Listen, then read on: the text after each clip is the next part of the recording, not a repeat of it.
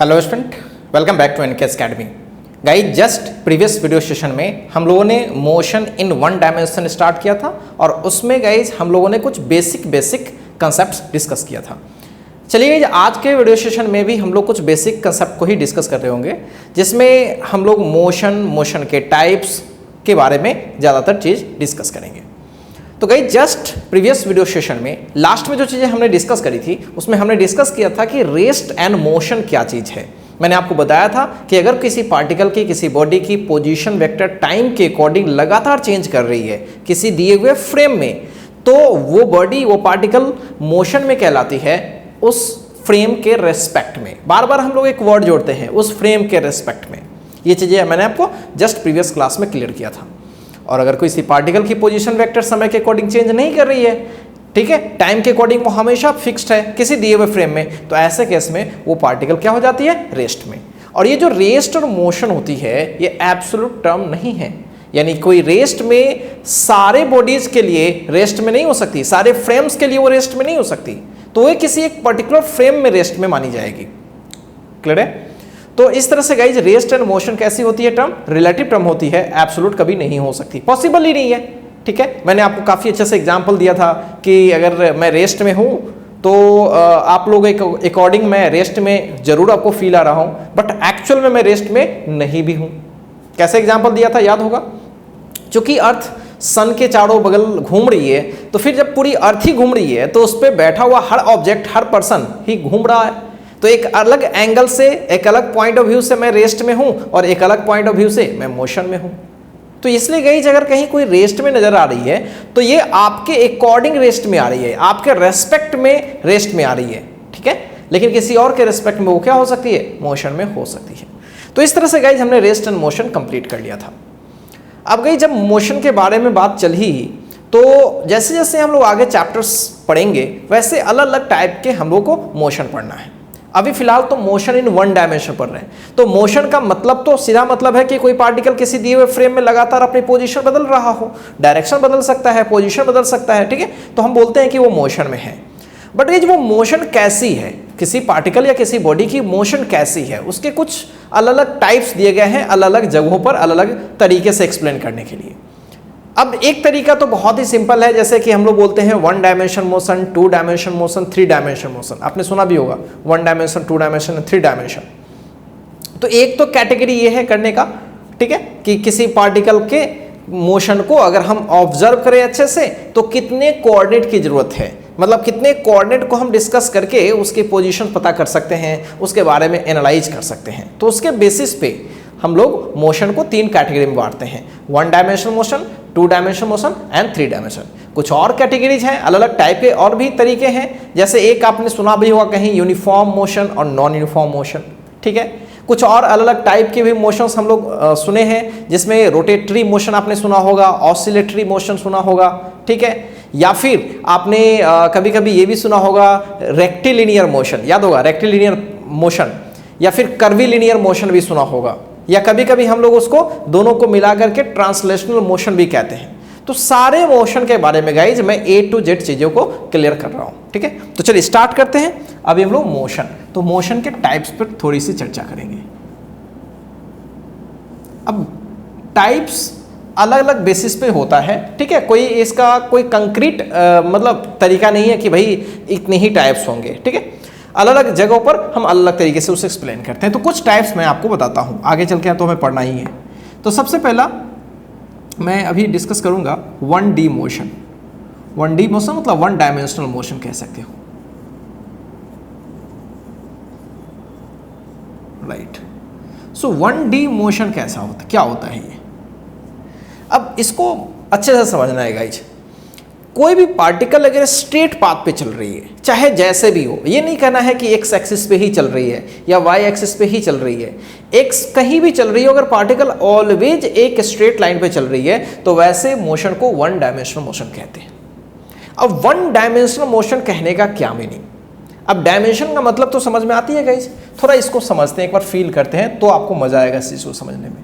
X axis, Y axis और इसके ऊपर ये रही जेड एक्सिस, एक्स वाई और ये जेड एक्सिस। इतना तो आइडिया है ही हम लोग को 10th से। तो X axis, Y axis, Z axis. आखिर ये एक्सिस बनाई क्यों जाती है? आपको पता होगा कि किसी भी फ्रेम में जब तक हम एक रेफरेंस पॉइंट जब तक कि फिक्स ना कर दें तब तक किसी भी अदर पॉइंट्स की लोकेशन हम बता नहीं सकते हैं। अगर 10 आदमी आ जाए तो 10 आदमी के अकॉर्डिंग अलग अलग उसकी पोजीशन मानी जाएगी। कोई फिक्स्ड पॉइंट कहीं कॉर्नर में लेगा, कोई फिक्स्ड पॉइंट कहीं यहाँ लेगा, कोई फिक्स्ड पॉइंट कहीं ऊपर ले लेगा। तो गाइस किसी एक पर्टिकुलर ऑब्जेक्ट की जो पोजीशन होगी हर कोऑर्डिनेट सिस्टम के अकॉर्डिंग अलग अलग होने लगेगी। तो इसीलिए क्या किया जाता है कि फ्रेम में एक पर्टिकुलर पॉइंट जो कि फिक्स्ड होता है, जिसे हम ओरिजिन कह सकते हैं, हम लोग लेते हैं। और गाइज ओरिजिन के साथ साथ हम लोग कुछ फिक्स्ड लाइंस भी ड्रॉ करते हैं, ठीक है। 2 परपेंडिकुलर लाइंस प्लेन में ड्रॉ करते हैं और एक प्लेन से परपेंडिकुलर ड्रॉ करते हैं। तो इस तरह से एक्स एक्सिस, वाई एक्सिस और जेड एक्सिस होता है और साथ साथ तीनों एक्सिस जहां पे मीट करती है उसे हम ओरिजिन कहते हैं। ये सारी कुछ आपको पता है ऑलरेडी। अब इसको हम लोग इसलिए बनाते हैं कि उस फ्रेम में किसी भी पार्टिकल की पोजीशन को हम मेजर कर सकें। अब किसी भी पार्टिकल के पोजीशन को मेजर करने के लिए, ठीक है, हमें किन किन चीजों की जरूरत होगी? तो डायरेक्ट उसकी लोकेशन की जरूरत हो सकती है, डिस्टेंस की डायरेक्ट जरूरत हो सकती है, ठीक है। अब देखिए गाइस, समझ में आ जाएगा आपको। मान लीजिए कि एक पार्टिकल यहाँ पे अच्छे से फील करेंगे, तो इस पार्टिकल के लोकेशन को देखने के लिए हमें कितनी कोऑर्डिनेट्स की रिक्वायरमेंट है? बोलोगे सर एक्स कोऑर्डिनेट चाहिए और साथ साथ वाई कोऑर्डिनेट चाहिए। केवल एक्स देने से पता नहीं पड़ेगा। अगर ये पार्टिकल यहाँ चली गई, यहाँ चली गई, यहाँ चली गई, यहाँ, मतलब ये पार्टिकल लगातार अपने पाथ को क्या कर रही है? वैरी कर रही है। तो इसके पाथ को डिस्कस करने के लिए मुझे हमेशा एक्स और वाई चाहिए होगा। केवल एक्स बोल देने से वाई का पता नहीं चलेगा, ठीक है। तो इसलिए हमें एक्स बोलना पड़ेगा, साथ साथ वाई भी बोलना पड़ेगा। जैसे एक्स यहाँ बोलना पड़ेगा, वाई बोलना पड़ेगा। Is it clear? अब गाइस मान लीजिए, अच्छे समझेंगे इस चीज़ को। अगर एक पार्टिकल स्ट्रेट पाथ पर ऐसे चल रही है, ठीक है, समझेंगे। अब बहुत सारे लोग क्या करते हैं, जैसे ये x, थोड़ा कन्फ्यूजन होता है बच्चों को, इसलिए मैं आपको बता रहा हूँ। x और y प्लेन में कोई स्ट्रेट पाथ पर कोई पार्टिकल चल रही है, तो जैसा कि मैंने बताया कि अगर कोई पार्टिकल स्ट्रेट पाथ पर चल रही है तो हम उसे क्या बोलते हैं? 1 डायमेंशनल मोशन, ठीक है, लिख देंगे हम लोग बाद में चल के। अब इसमें बहुत सारे लोग बोलेंगे कि सर ये 1 डायमेंशन कैसे हुआ, जबकि इस पार्टिकल के पोजीशन को ऑलवेज बताने के लिए एक्स एक्सिस की भी जरूरत पड़ेगी और वाई एक्सिस की भी जरूरत पड़ेगी, एक्स एक्सिस की भी जरूरत पड़ेगी, एक्स कोऑर्डिनेट की भी जरूरत पड़ेगी, वाई कोऑर्डिनेट की भी जरूरत पड़ेगी। तो ये मोशन कैसा हो गया आपके अकॉर्डिंग? 2 डायमेंशनल मोशन हो गया आपके अकॉर्डिंग। थोड़ा यही कंफ्यूजन है जो मैं आपको क्लियर कर रहा हूँ। अब गाइस इस चीज़ को अच्छे समझते हैं। ये जो पार्टिकल की जो स्ट्रेट पाथ है, पहले ये मेरे को बताइए, क्या यहाँ y और x रिलेटेड हैं? रिलेटेड तो यहाँ भी होंगे नो डाउट, बट क्या ये यहाँ पे गाइस अच्छे समझेंगे, क्या ये पाथ स्ट्रेट लाइन है? ठीक है। क्या x और y कोऑर्डिनेट वेरी कर रही है? हाँ, अभी जो एक्सिस है उसके अकॉर्डिंग तो वेरी कर रही है। लेकिन गाइस मैंने आपको बोला था कि जो इस फ्रेम में, जिस फ्रेम के बारे में बात हो रही है, उस फ्रेम में हमने एक कोऑर्डिनेट एक्सिस सिस्टम बनानी है, राइट। और उस कोऑर्डिनेट सिस्टम के अकॉर्डिंग देखना है कि इसको स्पेसिफाई करने के लिए कितने कोऑर्डिनेट्स की जरूरत पड़ रही है। तो ये जब बोला जाता है कि कितने कोऑर्डिनेट्स की जरूरत पड़ रही है, तो इसमें ये बोला जाता है कि मिनिमम कितनी की जरूरत पड़ रही है ना। क्या ऐसी पॉसिबिलिटी है कि एक ही कोऑर्डिनेट से वो पॉसिबल हो जाए? ये चीज बहुत इंपॉर्टेंट है गाइज।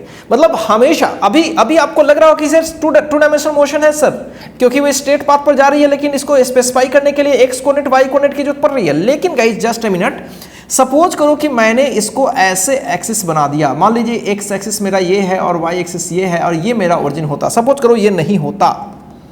अब इस स्ट्रेट पाथ को देखो, इसको लोकेशन दिखाने के लिए केवल मेरे को एक्स कोऑर्डिनेट की जरूरत है कि नहीं? सोचिए, केवल एक्स कोऑर्डिनेट की जरूरत है कि नहीं? चूंकि हम कोऑर्डिनेट एक्सिस ये हम आर्बिट्रेरी बनाते हैं, अपने मन से हम लोग बना रहे होते हैं। तो हम लोग जब स्ट्रेट पाथ होगी तो क्या हम हमेशा एक ऐसी एक्सिस बनाने के लिए पॉसिबल हो जाएंगे? बिल्कुल। यहाँ को ओरिजिन मान लेंगे और एक स्ट्रेट लाइन है तो इसको एक्स एक्सिस मान लो या फिर इसको वाई मान लो, तो हमेशा ऐसा मान सकते हैं। अगर मैं इसको एक्स मान लिया तो हमेशा इसकी पोजीशन केवल और केवल एक्स पे बदल रही है।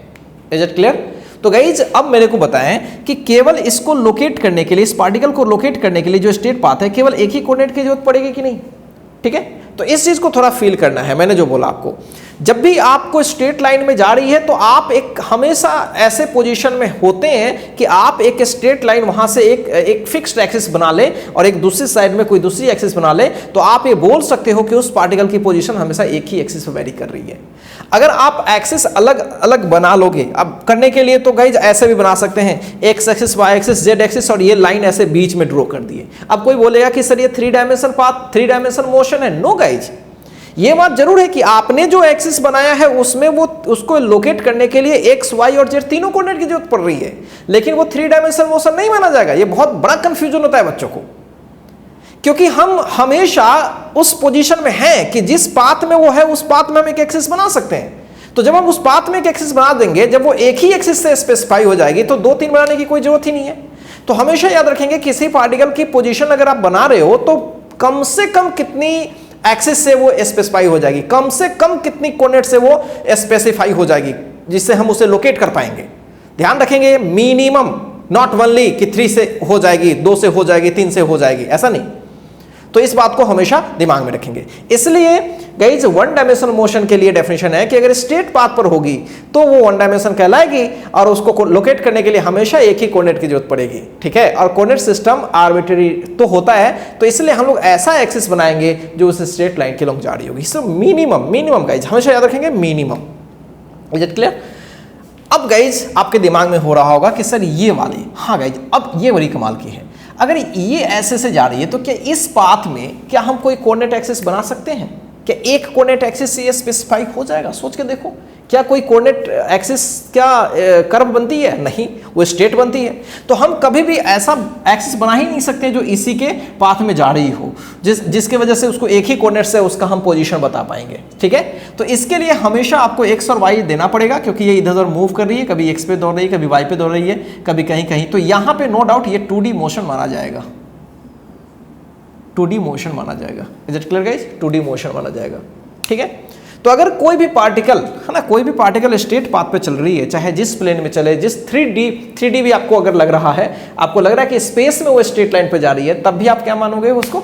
1 डायमेंशनल मोशन। बिकॉज उस डायरेक्शन में अगर हम एक एक्सिस बना सकते हैं तो उसको लोकेट करने के लिए केवल एक एक्सिस की जरूरत पड़ेगी। Is it clear guys? So पहली चीज को लिखते हैं, अच्छे से एक्सप्लेन करते हैं।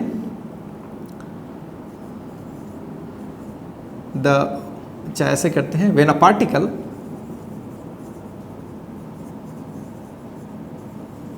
moves on a straight path या straight line बोल सकते हो, then its motion is called 1D motion। इसको बहुत बार हम ऐसे भी कहते हैं कि अगर किसी पार्टिकल की पोजीशन को स्पेसिफाई करने के लिए मिनिमम एक ही कोऑर्डिनेट की रिक्वायरमेंट हो, मिनिमम एक ही कोऑर्डिनेट की रिक्वायरमेंट हो, तो वैसे केस में हम उसको बोलते हैं 1 dimensional motion. If the position of A particle can be specified by minimum 1 coordinate, then its motion is called 1D motion। Clear है गाइस? क्लियर हुआ? चलिए, तो कोई भी मोशन हो जाए, एग्जाम्पल के तौर पर जैसे मोशन ऑफ कार कर लो ऑन स्ट्रेट पाथ, हो सकती है, बिल्कुल हो सकती है। Motion of train on straight track, right. तो इस तरह से ये मोशन क्या कहलाएगी? 1 डायमेंशनल मोशन कहलाएगी। क्लियर है गाइस? अब गई इसमें आते हैं, अच्छे से समझते हैं बी वाले पार्ट में, 2D मोशन, 2 डायमेंशनल मोशन। अब इसमें क्लियर है कि अगर कोई पार्टिकल ऐसे मूव करे ताकि उसकी लोकेशन को मेजर करने के लिए हमें हमेशा 2 कोऑर्डिनेट की रिक्वायरमेंट हो, कम से कम 2 चाहिए ही चाहिए। कम से कम 2, हमेशा दिमाग में रखेंगे, कम से कम हमें 2 चाहिए, ठीक है। तो वैसे केस में कभी कभी ऐसा पार्टिकल होता है ना कि हम लोग ऐसा गलत एक्सिस बना लेते हैं कि पार्टिकल को हम किसी भी तरीके से 2 ही एक्सिस से रिप्रेजेंट कर सकते थे, ठीक है, लेकिन हमारे लिए उस सिस्टम में 3 कोऑर्डिनेट्स की रिक्वायरमेंट हो रही है। तो 3 की रिक्वायरमेंट आपको दिख रही है, इसका यह मतलब नहीं है कि वो पार्टिकल क्या हो गई, 3 डायमेंशनल मोशन हो गई। कोई भी अगर एक प्लेन में वो अगर चलने लगे ना गाइज, अगर हम किसी भी तरीके से उसके पाथ को हम एक प्लेन में कर लें, बस दिमाग हमेशा रखना कि किसी भी पार्टिकल के मोशन को अगर हम एक प्लेन में कर लें और स्ट्रेट नहीं होना चाहिए, राइट, तो स्ट्रेट ना हो और उस पार्टिकल के मोशन को जिगजैग पाथ को अगर हम किसी भी तरीके के स्ट्रेट लाइन में एक प्लेन में मैं कन्वर्ट कर लूं, तो ऐसे मोशन को बोलेंगे 2 डायमेंशन। क्योंकि एक प्लेन खुद में 2 डायमेंशन होता है, क्योंकि प्लेन के किसी पॉइंट को लोकेट करने के लिए इधर उधर पॉइंट होगी, तो उसके लिए हमें एक्स का सहारा लेना पड़ेगा, वाई का या वाई का जेड का लेना पड़ेगा ना। तो इसलिए गाइस प्लेन वाले अगर कोई भी मोशन हो रही तो उसको 2D मोशन कहते हैं। तो डायरेक्ट आप 2D मोशन को बोल सकते हो मोशन इन अ प्लेन, बिल्कुल बोल सकते हो गाइस। 2D मोशन को बोल सकते हैं कि मोशन इन अ प्लेन।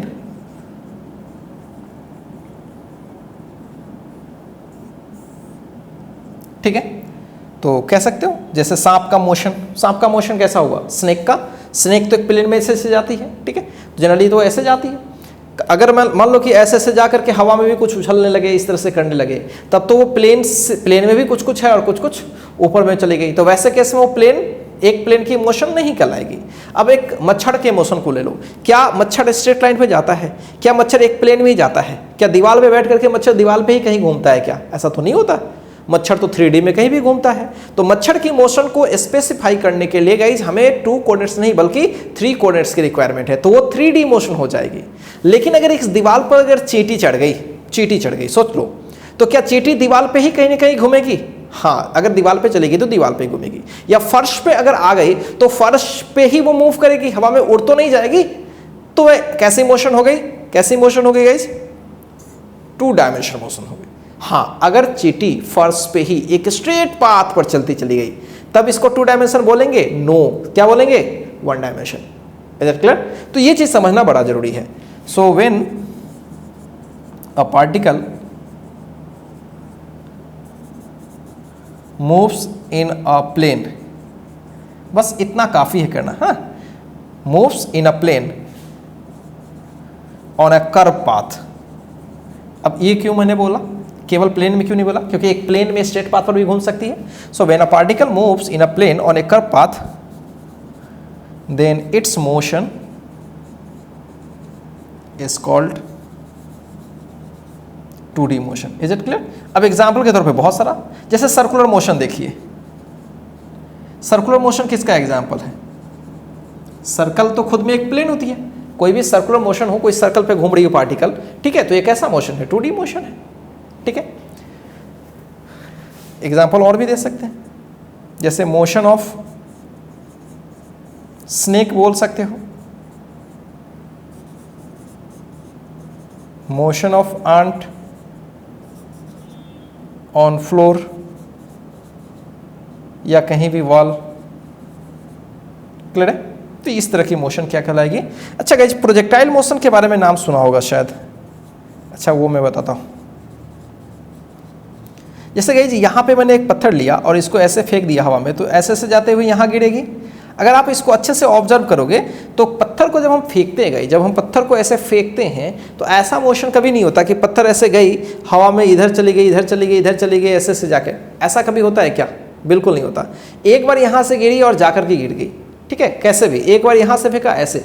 तो अगर आप ऊपर से देखोगे, उसको अच्छे से एनालाइज करोगे, उसको एक प्लेन बनाओगे, तो वो हमेशा एक प्लेन में ही दौड़ता रहेगा, कभी भी प्लेन से कभी इधर उधर नहीं होगा। मतलब ऐसे एक बार चला गया तो फिर उसी प्लेन में जाके वो कहीं गिरेगा, ठीक है। तो इसे हम लोग बोलते हैं प्रोजेक्टाइल मोशन। तो गाइज हम लोग ना क्या करेंगे, हम लोग को तो 1D मोशन पढ़ना ही है, स्ट्रेट पाथ वाली तो मोशन खूब डिटेल में पढ़ना है। अभी इस चैप्टर में हम लोग वही पढ़ने वाले हैं, मोशन इन 1 डायमेंशन। लेकिन अभी फिलहाल मोशन के बारे में चर्चा चली, तो मैं हर टाइप के मोशन को आपको फील करवा दूं, तभी आपको मजा आएगा गाइज। पढ़ना जरूर है, अभी के टॉपिक में 1 डायमेंशन स्ट्रेट पाथ पर ही चलेंगे हम लोग, नो डाउट। लेकिन आगे चल के गाइज हम लोग एक प्लेन में चलेंगे, कर्व पाथ पे। अब प्लेन में कर्व पाथ पे तो भाई सर्कुलर मोशन भी हो सकती है, प्रोजेक्टाइल मोशन भी हो सकती है, अलग अलग टाइप का है। तो जब हम लोग सर्कुलर मोशन पढ़ेंगे तो उसका एक अलग टॉपिक बनाएंगे। हर चैप्टर को कन्वीनियंस के हिसाब से मैं अलग अलग पढ़ूंगा। अब प्रोजेक्टाइल मोशन है तो उसे हम 2D में जरूर पढ़ेंगे, लेकिन 2D में अलग डिपार्टमेंट में पढ़ेंगे प्रोजेक्टाइल मोशन, क्योंकि प्रोजेक्टाइल मोशन में बहुत सारी चीजें करनी है। क्या मेरी बातें क्लियर है गाइस? इस बात को हमेशा दिमाग में रखेंगे। और एक बार जब आप 2D मोशन का फील आ जाएगा तो 3D मोशन को अलग से तो नहीं पढ़ना है, लेकिन वो बहुत ही आसानी से हम कर पाते हैं, कुछ भी खास नहीं होता उसमें। ठीक है गाइस? तो हम लोग कौन सा पढ़े? 1D मोशन हो गया, 2D मोशन हो गया, एग्जाम्पल भी हो गया। और 3D मोशन की मैं बात करूं तो जब भी कोई पार्टिकल स्पेस में घूमे, कैसे घूमे? स्पेस में। और स्पेस में कैसे घूमे? इस तरह से घूमे कि उसके लोकेशन को मेजर करने के लिए हमेशा हमें 3 कोऑर्डिनेट्स की रिक्वायरमेंट हो। मतलब मिनिमम कितना रिक्वायरमेंट्स हो? 3 कोऑर्डिनेट्स। 3 कोऑर्डिनेट्स के बगैर हम उसको कभी भी एक्सप्लेन नहीं कर रहे। ठीक है? तो ऐसे मोशन को बोलते हैं हम लोग गाइस 3 डायमेंशन मोशन। मतलब हमेशा वो x में भी दौड़ रहा होगा, y में भी दौड़ रहा होगा, z में। मतलब ऐसे मूव करेगा तो x भी उसका चेंज हो रहा होगा, y भी चेंज हो रहा होगा और z भी। इस तरह से देखो, जैसे x, y और z, अब इसमें कोई इसे ऐसे मूव करने लगे, राइट? ठीक है? तो y पे भी थोड़ा बहुत उसका पोजीशन है, x पे भी पोजीशन है, y पे भी पोजीशन है और z पे भी पोजीशन है। Is it clear? तो चलिए पहले इसको कॉपी कीजिए, तो फिर मैं आपको बताता हूँ कि 3D मोशन क्या होती है। फिर और अलग अलग जो टाइप्स है मोशन के, सब कुछ आज बहस कर लेंगे, बेसिक हर चीज़ आज कंप्लीट कर लेंगे। और तब गाइज उसके बाद हम लोग स्टार्ट करेंगे बहुत ही अच्छे से, and that is distance, displacement क्या है, वेलोसिटी स्पीड में क्या फ़र्क है, क्या होती है बेसिकली वेलोसिटी, फिर एक्सेलरेशन क्या होती है, हर बेसिक चीज़ गाइज करेंगे। सब ग्राफिकल अप्रोच क्या है, काफ़ी शानदार टॉपिक होने वाला है गाइज। बहुत इंपॉर्टेंट है ये आगे की फिजिक्स को समझने के लिए। ठीक है? क्योंकि आगे की फिजिक्स गाइज इन्हीं बेस से बनी हुई है, इन्हीं सब छोटी छोटी चीज़ों को इकट्ठा करते करते हम आगे चीज़ें को और कम्प्लेक्स बना लेते हैं। अगर यहाँ पे ही अगर नॉलेज हम लोग का लैक कर गया तो आगे हम लोग बहुत प्रॉब्लम में फंस जाएंगे, फिर आगे कुछ समझ में ही नहीं आएगा आपको। तो इस चैप्टर को गाइज हम लोग थोड़ा लंबा भी खींचेंगे और काफ़ी अच्छे लेवल में भी ले जाने की कोशिश करेंगे। ठीक है? पहले इसको कॉपी कीजिए फटाफट। चलिए गाइस आगे बढ़ते हैं। आगे हम लोग करने वाले हैं 3D motion.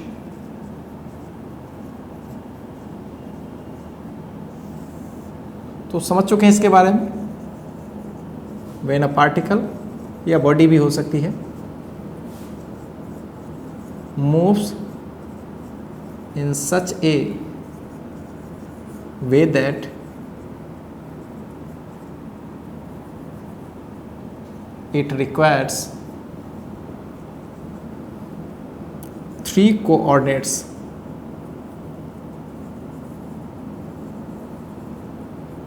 to specify its position, then its motion is called 3D motion। Clear है गाइस? 3D मतलब स्पेस में मूव करना, बट स्ट्रेट पाथ पर नहीं। ठीक है? प्लेन में भी नहीं, बट अलग अलग प्लेन्स में, जैसे x, y and this is z। इस तरह से कोई पार्टिकल घूम रही है ऐसे। ठीक है? इस तरह से सब जगह घूम रही है, तो ऐसे मोशन को क्या बोलेंगे हम लोग? 3D motion. यहाँ से कोई पार्टिकल ऐसे गई, ऐसे चली गई, ऐसे घूम रही है। ठीक है? स्ट्रेट है, लेकिन हर पल इसका पाथ क्या हो रहा है? चेंज कर रहा है। हर पल पाथ इसका क्या हो रहा है? चेंज कर रहा है। ठीक है? हाँ, अगर कोई बोले कि यहाँ से यहाँ तक क्या 1D है, हम बोला जा सकता है यहाँ से यहाँ तक 1D है, बिल्कुल, लेकिन एज ए होल ये 1D मोशन नहीं है। Is it clear guys? तो ये चीज़ समझना है आपको। ठीक है? एग्जाम्पल के तौर पर लिख सकते हैं मोशन ऑफ फ्लाई। ठीक है? समझ रहे हो? इस टाइप का कोई भी वो मोशन, वो 3D की मोशन हो जाएगी। Is that clear? कोई काइट्स है, पतंग है, तो पतंग की मोशन कैसी होती है? ऐसे, कभी इधर कभी इधर, एक प्लेन में भी रहती है या फिर 3D में रहती है, कभी ऊपर कभी इधर होती रहती है। तो कैसी मोशन मानी जाएगी? 3 डायमेंशन मोशन मानी जाएगी। Clear guys? हमेशा इस बात को दिमाग में रखेंगे। ठीक है? चलिए गाइस आगे बढ़ते हैं, अदर टाइप्स करते हैं। ये तो हो गया कोऑर्डिनेट के हेल्प से 1D, 2D एंड 3D। चलिए अदर टाइप्स भी करते हैं। अब यूनिफॉर्मिटी के बेसिस पर, ठीक है, कैसे वो चल रही है, मोड उसका कैसे है चलने का, उसके बेसिस पर गाइज हम लोग 2 टाइप का करते हैं। ठीक है? एक हम लोग बोलते हैं यूनिफॉर्म मोशन। ये भी बड़ा इंपॉर्टेंट है, बार बार इसकी जरूरत पड़ती है, ये भी मैं आज आपको बता देता हूँ। तो यूनिफॉर्म मोशन क्या है पहले उसके बारे में समझते हैं। अब देखिए पार्टिकल जैसे भी चल रही हो, जिधर भी चल रही हो, लेकिन अगर particle equal interval of time में, ध्यान से मेरी बात समझेंगे, इक्वल इंटरवल ऑफ टाइम में इक्वल डिस्टेंस कवर करे, मतलब अगर पार्टिकल जैसे भी चल रही हो, मतलब मैं उसके 1D 2D पे सवाल नहीं कर रहा हूँ, बस पार्टिकल ऐसे चल रही हो ताकि एक सेकेंड में गाइज, है ना, एक सेकेंड में अगर पार्टिकल अभी जितनी डिस्टेंस कवर करी तो अगले किसी और एक सेकेंड में पार्टिकल अगर फिर अभी भी उतनी ही डिस्टेंस तय कर रही है, 5 मीटर मान लो पहले कि एक सेकेंड में डिस्टेंस कवर करी, और किसी और समय में एक ही सेकेंड में 5 मीटर करी, किसी और समय में एक ही सेकेंड में 5 मीटर तय करी, तो ऐसे मोशन को बोलेंगे uniform motion. Is it clear? और अगर यूनिफॉर्म नहीं है तो नॉन यूनिफॉर्म है, मतलब स्टार्टिंग के एक सेकंड में 5 मीटर, लास्ट के एक सेकंड में और कम या ज्यादा, बीच के एक सेकंड में और इन दोनों से डिफरेंट कुछ भी हो सकता है, तो ऐसे मोशन को बोलते हैं नॉन यूनिफॉर्म मोशन। ठीक है, तो इसको लिख सकते हैं हम लोग, if a particle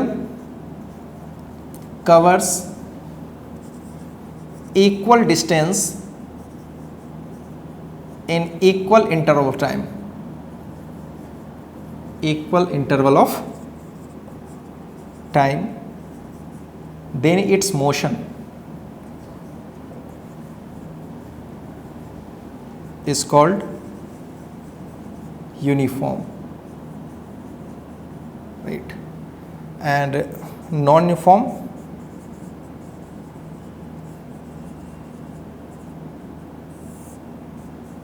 the motion which is not uniform,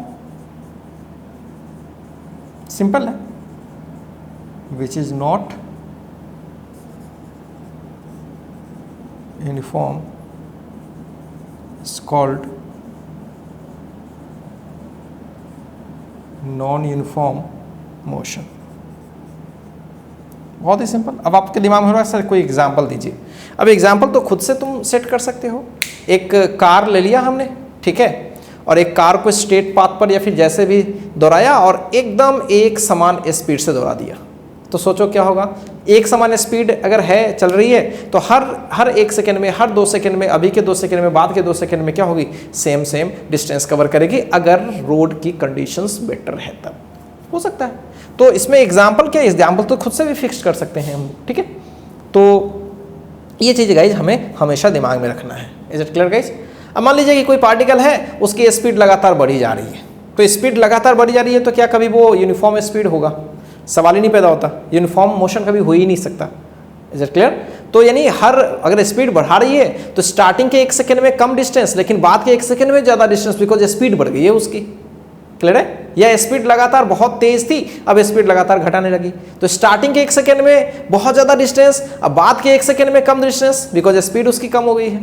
ठीक है, तो ए लॉट ऑफ सिचुएशंस। ठीक है, तो आप इसमें लिख सकते हो कि इसमें लिख सकते हो ए particle moving with uniform speed, हो गया, और इसमें लिख देना ए particle moving with variable speed, हो गया एग्जाम्पल। कुछ भी खास नहीं, खुद से कर सकते हो।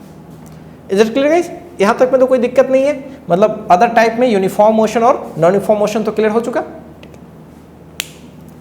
अब गाइस बात करते हैं एक अलग टाइप की। अलग टाइप में एक मोशन होती है जिसे हम लोग बोलते हैं ट्रांसलेटरी मोशन। नाम आपने जरूर सुना होगा, ट्रांसलेटरी मोशन। कोई पार्टिकल ट्रांसलेट कर रही है। अब ट्रांसलेशनल मोशन किसे कहेंगे, इसको हम लोग को अच्छे से समझना है। बहुत बच्चे समझ बैठते हैं कि जो स्ट्रेट पाथ है शायद वो ट्रांसलेशन पाथ है, ट्रांसलेशन मोशन है, और जो कर्व वाली पाथ है वो ट्रांसलेशन नहीं है। गाइस दोनों ही ट्रांसलेशन है। ठीक है, अब कैसे ट्रांसलेशन मोशन में क्या फंडा है उसको समझना बड़ा जरूरी है। ठीक है, तो आइए मैं बताता हूं आपको ट्रांसलेशन मोशन, या फिर पहले इस चीज़ को कॉपी कर लीजिए, तो फिर मैं अगले स्क्रीन में आता हूं और तब आपको अच्छे से क्लियर करता हूं ट्रांसलेशन मोशन के। पहले इसको कॉपी कीजिए। चलिए गाइस आगे बढ़ते हैं और अब हम लोग पढ़ने वाले हैं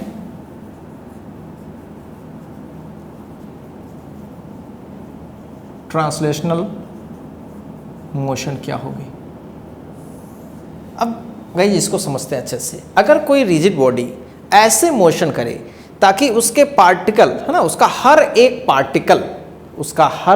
पार्टिकल सेम डिस्टेंस कवर करे, सेम डिस्टेंस कवर करे, मोशन के दरमियान हर एक पार्टिकल सेम डिस्टेंस कवर करे।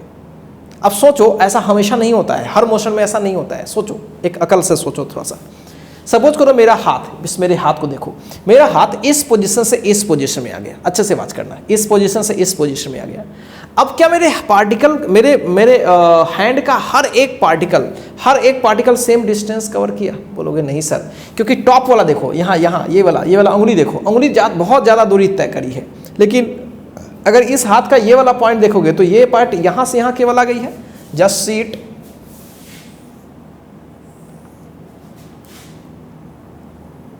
यही था ना सिचुएशन। अब देखो क्या इसका हर एक पार्टिकल सेम डिस्टेंस ट्रेवल किया है? बोलोगे नहीं सर, ये कम डिस्टेंस है, ये और कम है, ये और कम है, ये और कम है, ये कम, सबसे ज़्यादा बाद वाली पार्टिकल, सबसे लास्ट वाली पार्टिकल। तो ऐसे मोशन की बात नहीं हो रही है, मतलब इसका मोशन ऐसा होना चाहिए ताकि उस पर प्रेजेंट हर एक पार्टिकल मोशन के दरमियान सेम डिस्टेंस कवर करे। तो ऐसे मोशन को बोलेंगे ट्रांसलेशन मोशन। तो अब आपके दिमाग में होगा सर ये किस टाइप का मोशन है, करेंगे गाइज, डोंट वरी। तो ट्रांसलेशन मोशन समझ में आ रहे? If a body moves in such A way that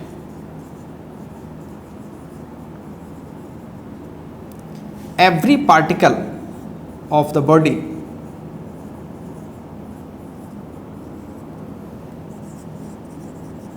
covers same distance during motion,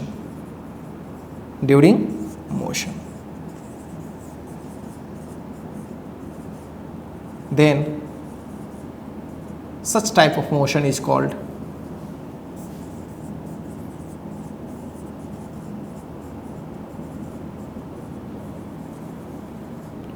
translation motion. Clear है? अब एग्जाम्पल से समझिए। सपोज कीजिए कि हमारे पास कोई रिजिड बॉडी इस टाइप की है, ठीक है, और ये रिजिड बॉडी इस तरह से जाने लगी, ऐसे जाने लगी और इस तरह से चली गई, ठीक है, बॉडी लगभग उसी शेप की है, ठीक है, मैं थोड़ा सा टेढ़ा बन गया शायद।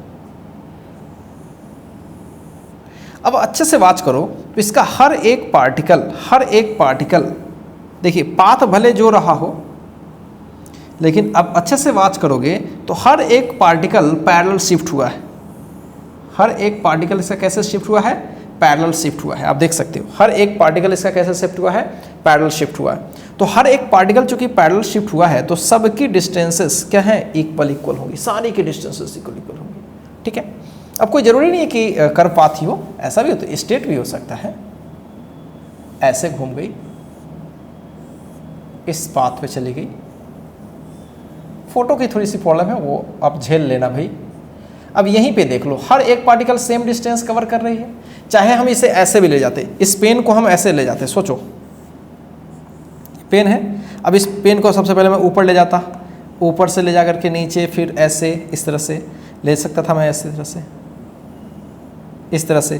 तो जितनी डिस्टेंस ये है, मतलब ये उसी के अकॉर्डिंग ये कवर करते चला जाता।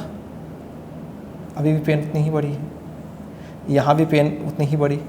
तो अभी देखिए हर एक पार्टिकल इसका क्या सेम डिस्टेंस कवर कर रहा है, कुछ भी कम ज़्यादा नहीं कवर कर रहा है। देख पा रहे हो आप लोग? दिख रहा है, ठीक है गाइस। ये मैं पाथ बना रहा हूँ पार्टिकल की, जो पाथ है ये पार्टिकल, इस पाथ, जब ये पार्टिकल यहाँ पहुँच गई तब की बात हो रही है। तो आप देख सकते हो कि हर पार्टिकल सेम डिस्टेंस शिफ्ट हो रही है। तो ऐसे मोशन को बोलते हैं ट्रांसलेशनल मोशन। क्लियर है गाइस? अब ट्रांसलेशन मोशन में हर एक पार्टिकल कर्व पाथ को भी फॉलो कर सकती है, स्ट्रेट पाथ को भी फॉलो कर सकती है। तो इसके बेसिस पे ट्रांसलेशन मोशन को दो पार्ट में कैटेगराइज किया गया।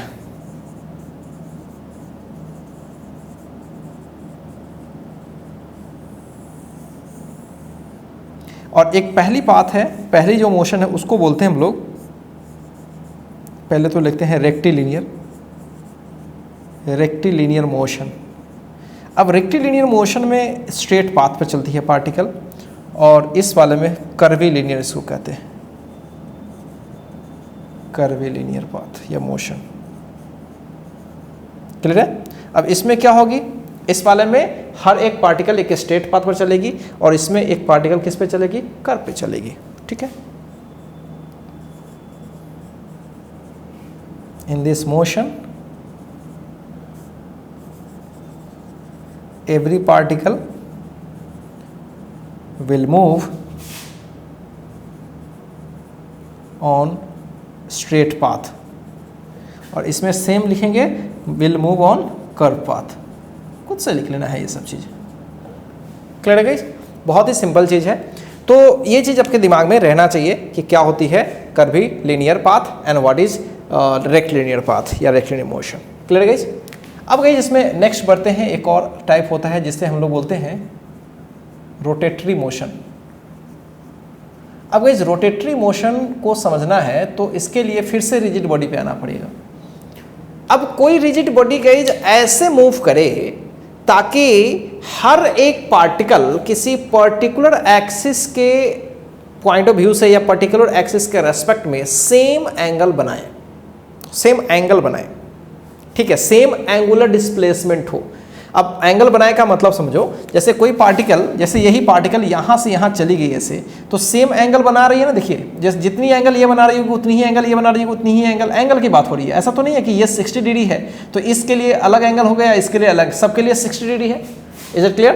तो ऐसे मोशन को बोलते हैं रोटेटरी मोशन। तो कह सकते हो if a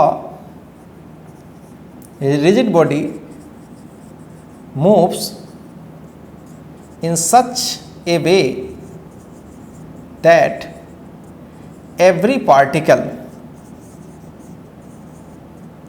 undergoes same displacement, angular displacement करो, same angular displacement about a fixed axis। ठीक है, then its motion is called, वही मेन चीज लिख लीजिए रोटेटरी। अब इसी की मोशन को देख लीजिए, कैसा मोशन है ये, बॉडी की मोशन रोटेटरी हो जाएगी। ठीक है, तो जनरली कई चीज जो रोटेटरी मोशन है या ट्रांसलेटरी मोशन है, ये सब किसी एक रिजिड बॉडी के बारे में बात करी जाती है। ठीक है, क्योंकि इसको हम डिफाइन ही करते हैं इसके इंडिविजुअल पार्टिकल से। क्लियर है? तो इस बात को हमेशा दिमाग में रखेंगे। और जहाँ तक गाइज ट्रांसलेशनल, सॉरी मैं ट्रांसलेशन तो कर ही दिया, जहाँ तक कर्वी लीनियर पाथ की मैं बात करूँ, कर्वी लीनियर मोशन, ठीक है, या फिर रेक्टिलिनियर, तो देखा जाए तो उसमें हर एक इंडिविजुअल पार्टिकल के बारे में विशेष रूप से हम लोग बात कर रहे हैं। तो ये चीज़ हो गई। ठीक है, rectilinear motion and curvy linear motion. ठीक है, हालांकि ये दोनों बॉडी का ही बोलेंगे, लेकिन हम ऐसे पार्टिकल को ध्यान में रखते हुए इन चीज़ों को बोल रहे हैं। क्लियर है गाइज? बहुत ही सिंपल चीज़ है। अब गाइज कभी कभी इन सब के अलावा भी बहुत सारे तरह का और भी मोशन हो सकता है। अब गाइज सर्कुलर मोशन आपके दिमाग में आ रहा होगा कि सर्कुलर मोशन क्या है ना? तो गाइज सर्कुलर मोशन, देखिए कुछ ऐसे मोशन है ना जो बेसिकली हम लोग पार्टिकल के बारे में विशेष रूप से बात करते हैं। ठीक है, अगर वही बॉडी के बारे में बात होने लगे तो थोड़ा नाम बदल देते हैं। अब मान लीजिए एकदम छोटी सी पार्टिकल है, एकदम छोटी सी पार्टिकल है और वो इस तरह से सर्कुलर पाथ पर घूम रही है, तो अब उसको रोटेशनल मोशन कहना ज़्यादा बेटर नहीं होगा। रोटेशनल मोशन किसी एक बॉडी के बारे में बात करें, उसमें सिंगल पार्टिकल है, तो हम कैसे बोल सकते हैं कि एक ऐसी बॉडी की मोशन जिसमें हर एक पार्टिकल की जो एंगल डिस्प्लेस्ड है वो सेम हो जाएगी, ये कहना तो ज़्यादा बेटर नहीं हुआ। वहाँ तो सिंगल पार्टिकल है, तो ऐसे केस में उसे सर्कुलर मोशन बोल लो, नो डाउट। हाँ, अगर वही हमारे पास कोई रिजिड बॉडी होती, क्या होती? रिजिड बॉडी होती। बॉडी, मैं बार बार बोल रहा हूँ, बॉडी हम ट्रीट कर रहे हैं, तो बॉडी ट्रीट कर रहे हैं गाइज, अगर वो गोल गोल घूम रही है, वो गोल गोल घूम रही है, तो हर एक पार्टिकल उसका सेम एंगल बना रहा होगा, नो डाउट, हर पार्टिकल सेम एंगल बना रहा होगा। ठीक है, तो वहां पे उस बॉडी को हम सर्कुलर मोशन नहीं बोल सकते, बॉडी को वहां पे क्या बोलेंगे? रोटेटरी मोशन है। और उसके हर एक पार्टिकल को क्या बोलेंगे? सोच के देखो, हर एक पार्टिकल कैसे घूम रही है। मान लीजिए कि एक रिजिड बॉडी है और एक एक्सिस है ऐसे, और इससे इसकी डिस्टेंस मान लीजिए ऐसा कुछ है, और इस तरह से हमेशा ऐसे से घूम रही है, तो हर एक पार्टिकल को सोचिए तो कैसे मोशन कर रही है? सर्कुलर मोशन कर रही है। ठीक है, तो ये चीज हम लोग धीरे धीरे आगे चल के क्लियर कर लेंगे। जनरली ट्रांसलेटरी मोशन का कंसेप्ट पार्टिकल से नहीं बल्कि बॉडी से है। रोटेटरी मोशन का कंसेप्ट जनरली पार्टिकल से नहीं बॉडी से है, क्योंकि इनको डिफाइन हम कैसे कर रहे हैं? पार्टिकल के हेल्प से। तो बॉडी होगी तभी तो बॉडी बहुत सारे पार्टिकल से बनी है। क्या मेरी बातें समझ रहे हो? अब आपके दिमाग में हो रहा है सर मान लीजिए ट्रांसलेशन मोशन कोई एक सिंगल पार्टिकल है, एकदम सिंगल पार्टिकल है जो स्ट्रेट पाथ पर जा रही है, तो क्या हम उसे ट्रांसलेटरी मोशन कह पाएंगे? हाँ कह लो यार, कोई दिक्कत नहीं है, लेकिन ज़्यादा मज़ा नहीं आएगा उसको ट्रांसलेटरी कहने में। वो 1D मोशन है, बोल दो, कोई दिक्कत नहीं है, कोई प्रॉब्लम नहीं है गाइज, 1D मोशन बोल सकते हैं उसको। और नहीं तो गाइज अगर कोई पार्टिकल इस तरह से कर्व पे ऐसे घूम रही है, प्लेन में घूम रही है, कर्व पे घूम रही है ऐसे, तो हम उसे 2D मोशन बोल देंगे पार्टिकल के सेंस में। Is it clear? तो पार्टिकल के पॉइंट ऑफ व्यू से बात करेंगे गाइस तो 1D मोशन, 2D मोशन, इस तरह के, ठीक है। और बॉडी के पॉइंट ऑफ व्यू से बात करेंगे तो ट्रांसलेटरी ज्यादा मजा आएगा बोलने में, रोटेटरी ज्यादा मजा आएगा बोलने में, उसमें पूरी फील आएगी। क्लियर है गाइस? तो ये चीज दिमाग में रखेंगे। और भी मोशन है गाइस, जैसे आपने सुना होगा ऑसिलेटरी मोशन, ठीक है, ऑसिलेटरी मोशन सुना होगा। तो गाइस ऑसिलेटरी मोशन में क्या होता है कि अगर कोई पार्टिकल किसी पर्टिकुलर पॉइंट के टू एंड फ्रो मोशन कर रही है, बहुत बार ऐसा मोशन होता है जो टू एंड फ्रो होती है, जैसे यही देख लीजिए, ऐसे से टू एंड फ्रो, आगे पीछे लगातार हो रही है। एक पेंडुलम को ऐसे टांग दे और छोड़ दे तो इस तरह से मोशन कर रही है, इस तरह से ऐसे कर रही है। अब बहुत लोग बोलेंगे सर इस तरह से एक प्लेन में कर रही है तो क्या हम सर इसको 2D मोशन नहीं बोलेंगे? हाँ भाई, क्यों नहीं बोलेंगे? बोलेंगे, बिल्कुल बोलेंगे। अब एक सर बॉडी है ऐसे ऐसे घूम रही है तो क्या हम उसे ट्रांसलेटरी नहीं बोलेंगे? हाँ बोलेंगे गाइस, नो प्रॉब्लम है, लेकिन वो एक स्पेशल काइंड ऑफ मोशन को रिप्रेजेंट कर रही है। इन सब के अलावा उसमें एक विशेष रूप से चीजें देखी जा रही है कि एक पर्टिकुलर पॉइंट के टू एंड फ्रो मोशन कर रही है, इसलिए उसका अलग एक टाइप हम लोग कर लेते हैं। एंड दैट इज कौन सा motion guys? Just oscillatory motion. कौन सा motion? Oscillatory motion. Is it clear? चलिए पहले इसको कॉपी कीजिए तो हम लोग ऑसिलेटरी मोशन करते हैं। तो चलिए गाइस आगे बढ़ते हैं और अभी हम लोग एक मोशन कर रहे हैं and this is oscillatory motion.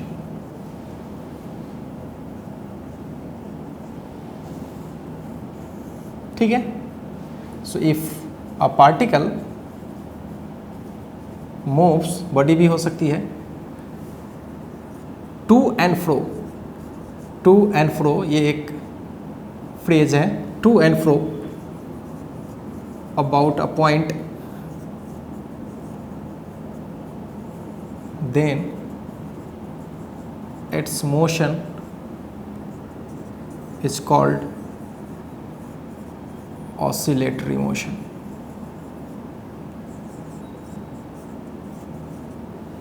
To and fro अगर मोशन हो रही है तो हम लोग उसे क्या कहते हैं?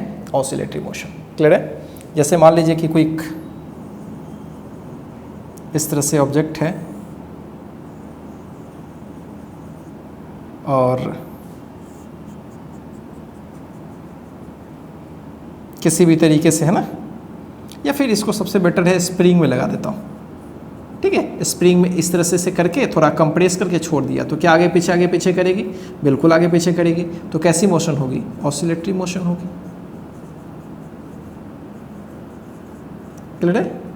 अच्छा, मान लीजिए कोई बाउल है, इस तरह से बाउल में कोई बॉल को हमने डाल दिया और इसको ऊपर डाल के छोड़ दिया, ऐसे यहाँ पे डाल के, तो इस तरह से छोड़ेंगे तो यहाँ पे आएगी, ऐसे मोशन करती रहेगी, ठीक है। तो motion of a ball in a bowl.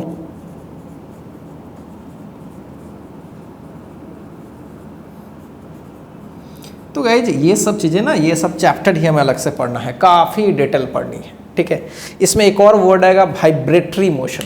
अब ऑसिलेटरी और वाइब्रेटरी दोनों में थोड़ा फ़र्क है, हालांकि दोनों का वे वही है, वो भी टू एंड फ्रो है। तो गाइज अगर वो बहुत ही कम एम्पलीट्यूड से, एम्पलीट्यूड मतलब जितनी ज़्यादा दूर जाएगी, जितनी ज़्यादा पीछे आएगी, मैक्सिमम डिस्प्लेसमेंट कहते हैं उसको। तो मैक्सिमम डिस्प्लेसमेंट अगर थोड़ा ज़्यादा होता है, कंसिडरेबल होता है, तो इसको हम लोग जनरली बोलते हैं ऑसिलेटरी। अगर वही ऑसिलेशन की अगर उसकी जो मैग्नीट्यूड है, मतलब एम्पलीट्यूड है एक्चुअली, वो अगर कम है, बहुत कम है इनफैक्ट, तो उसको हम लोग बोलते हैं जस्ट वाइब्रेटरी मोशन। जैसे एटम वगैरह भी वाइब्रेट करते हैं, लेकिन उसकी वाइब्रेशन हमें खुली आंखों से दिखने वाली नहीं है, ठीक है। तो ऐसे मोशन को हम लोग क्या बोलते हैं? जस्ट उसको वाइब्रेटरी मोशन कहते हैं। है इसी टाइप का, लेकिन उसको हम लोग वाइब्रेटरी बोलते हैं। अब इसी में गाइस और भी मोशन होती है, periodic motion, non periodic motion. अब पीरियोडिक मोशन वो होती है जो एक सर्टेन टाइम के बाद अपने स्पीड को रिपीट, अपने वेलोसिटीज को रिपीट करे, ठीक है। मतलब जो सिचुएशन पहले थी एग्जैक्टली एक सर्टेन टाइम के बाद बार बार रिपीट कर रही है। सर्कुलर मोशन में यूनिफॉर्म सर्कुलर मोशन होती है। तो आप सोच लो, एक पार्टिकल ऐसे गई, वापस यहाँ, फिर गई, वापस, क्या एक सर्टेन टाइम में बार बार रिपीट कर रही है, तो इसको बोलेंगे पीरियोडिक मोशन, और एक को बोलेंगे नॉन पीरियोडिक मोशन। तो उसके टाइप पर भी हम लोग करते हैं। अभी हम लोग ये सब ना देखें तो ज़्यादा बेटर होता है, अभी जस्ट बात कर रहे हैं सब पे, periodic and non periodic motion, ठीक है। अभी इसे याद नहीं, रट्टा नहीं मारना है, बस इसको बस फील करना है, ठीक है। जैसे जैसे उसका वे होता रहता है, हम उसे उसका विशेष नाम देते हैं। हालांकि इन सब में अगर कोई ऑसिलेटरी हो रहा है तो गाइज वो साथ साथ क्या हो सकता है? ट्रांसलेटरी भी हो सकता है, ठीक है, साथ साथ वो 1D मोशन भी हो सकता है, साथ साथ वो 2D मोशन भी हो सकता है। Is it clear? तो इसमें कंफ्यूजन नहीं है आपको, मतलब एक विशेष टाइप उसमें दिख रही है, इसलिए एक विशेष नाम बोला गया। क्या मेरी बातें गेट कर रहे हो? तो चलिए इसमें बात करते हैं पीरियोडिक। तो पीरियोडिक मोशन कैसा है? पीरियोडिक का मतलब ही एक सर्टेन टाइम के बाद repetition. If a particle repeats its motion after certain interval of time, certain होना चाहिए, फिक्स्ड होना चाहिए, then its motion is called periodic motion. Otherwise अगर सर्टेन टाइम में रिपीट नहीं कर रही है, बस अगर रिपीटेशन वाली बात नहीं है, otherwise it is non periodic, right. Example के तौर पर uniform circular motion,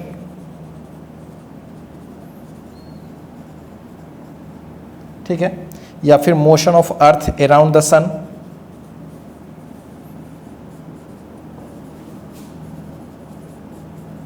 around the sun. इस तरह से बहुत सारे मोशंस हम लोग बाद में सब डिटेल में पढ़ेंगे। अभी बस एक ओवरव्यू देखा है हमने कि मोशन का अलग अलग वे से, अलग अलग तरीकों से अलग अलग हमने नाम दिया है, ठीक है गाइज।